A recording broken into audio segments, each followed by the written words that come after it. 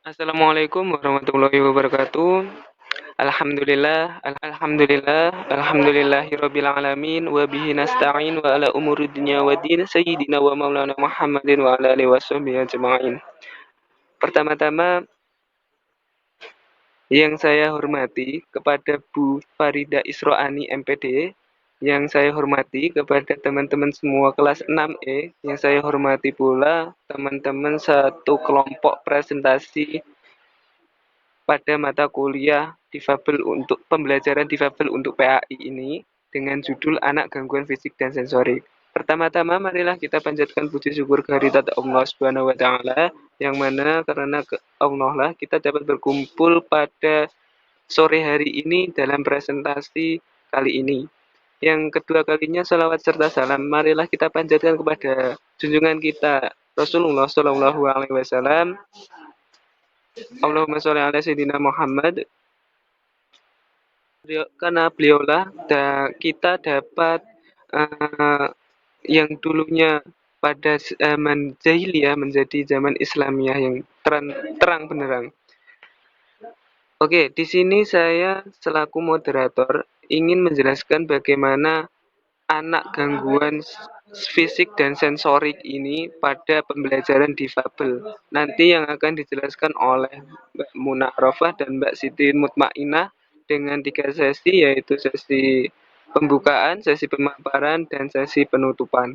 Oke, sekarang adalah sesi kedua yaitu pemaparan yang akan dijelaskan oleh Mbak Muna Arafah. Monggo. Baik, saya di sini akan menjelaskan karakteristik anak gangguan fisik dan sensorik. Definisi dan klasifikasi tunanetra yaitu adalah tunanetra mengalami hambatan penglihatan dalam memperoleh informasi yang mengacu pada hilangnya fungsi indera visual seseorang untuk melakukan kegiatan kehidupan atau berkomunikasi dengan lingkungannya. Tunanetra ada 3 tingkatan, yaitu tunanetra ringan, tunanetra setengah berat, dan tunanetra berat. Definisi dan klasifikasi tunarunggu dan wicara yaitu individu yang mengalami kesulitan dalam berkomunikasi. Hal disebabnya kurang atau tidak berfungsinya alat bicara seperti rongga, mulut, pita suara. Selain itu, kurang atau tidak berfungsi organ pendengarannya. Yang selanjutnya, definisi dan klasifikasi tunadaksa, yaitu adalah hambatan fisik. Tunadaksa adalah suatu keadaan rusak atau terganggu akibat gangguan bentuk atau hambatan pada tulang, otot, dan sendi dalam fungsinya yang normal yang disebabkan oleh penyakit, kecelakaan, atau disebabkan oleh pembawaan sejak lahir. Secara umum, klasifikasi atau kategori kecatatan dapat dibagi atas 2, yaitu anak tunadaksa yang tergolong bagian D, yang terakhir adalah anak tunadaksa yang tergolong bagian D1.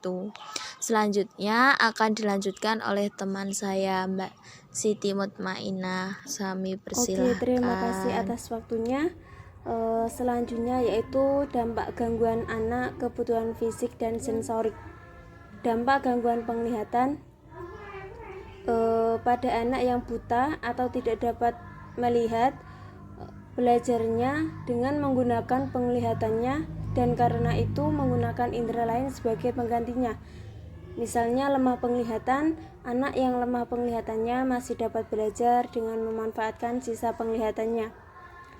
Lalu ada dampak gangguan pendengaran yang terdiri dari yang pertama itu secara nyata tidak mampu mendengar, yang kedua terlambat perkembangan bahasa, yang ketiga sering menggunakan isyarat dalam berkomunikasi, yang keempat kurang atau tidak tanggap bila diajak bicara secara lisan, yang kelima ucapan kata tidak jelas, kualitas suara aneh atau monoton, yang keenam sering memiringkan kepala dalam usaha mendengar. Yang ketujuh, banyak perhatian terhadap getaran keluaran cairan, misalnya nanah, dari kedua telinganya. Lalu dampak gangguan fungsi otot dan alat gerak. Yang pertama itu ada gangguan anggota gerak tubuh yang kaku atau lemah atau lumpuh. Yang kedua, kesulitan dalam gerakan, misalnya tidak sempurna, tidak lentur, atau tidak terkendali. Yang ketiga, terdapat bagian anggota gerak yang tidak lengkap atau tidak sempurna atau lebih kecil dari biasanya yang terdapat pada cacat dan alat gerak. Yang keempat, jari tangan kaku dan tidak dapat menggenggam. Yang kelima, kesulitan pada saat berdiri. Yang keenam, hiperaktif atau tidak dapat tenang. Yang ketujuh, guru sebelum memberikan pelayanan dan pengajaran bagi anak. Lalu ada strategi pembelajaran anak berkebutuhan khusus. Yang pertama itu ada strategi ekspositeri atau model informasi, yang mana pendekatan ini kegiatan belajar mengajar banyak berpusat pada guru. Keterlibatan peserta didik biasanya terbatas pada mendengarkan, mencatat, mengamati, atau sesekali mengajukan atau menjawab pertanyaan.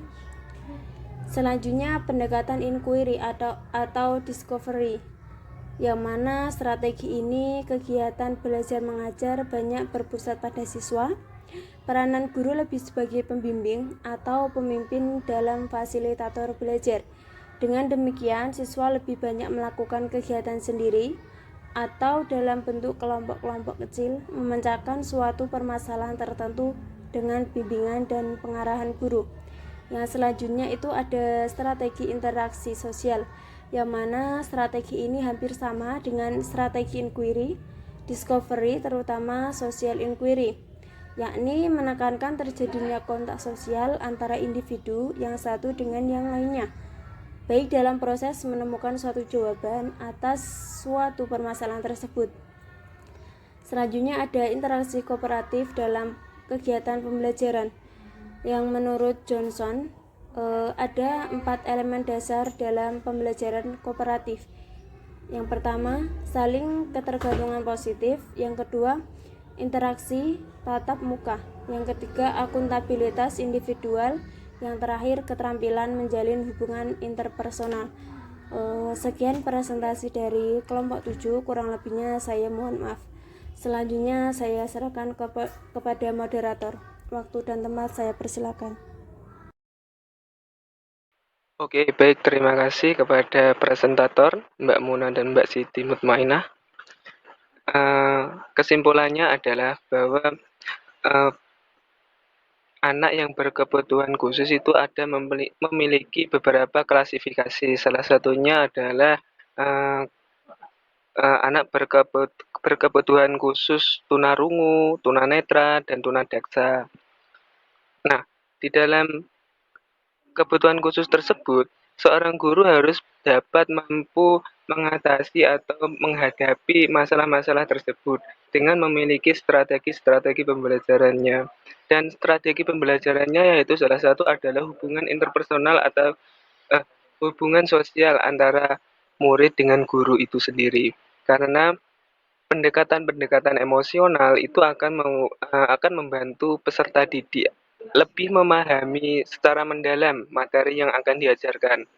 Dan hubungan interpersonal antara anak didik dan seorang guru atau anak didik dengan lingkungan sosial itu juga sangat perlu ditanamkan karena akan membangkitkan sebuah semangat atau membangkitkan sebuah kekuatan atau kepercaya dirian kepada anak ABK tersebut untuk dapat melakukan sesuai dengan orang normal yang biasa dilakukan. Oke, sekian dari saya dari kelompok 7.